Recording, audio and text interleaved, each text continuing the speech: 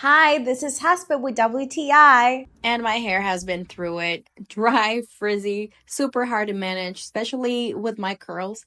But lately, I've been using these little Bali Secret hair capsules, and it's been a game changer.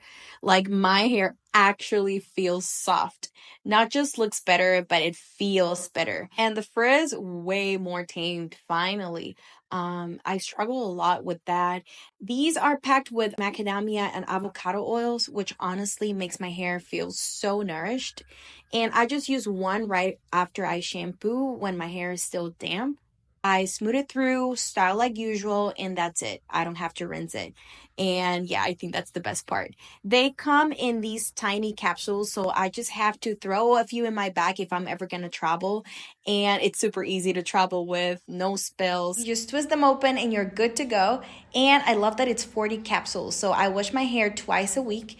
It can last me a good 5 months, and that's definitely a plus. So if you have dull hair and very dry hair like me, you would definitely love trying this. And that's my point of view.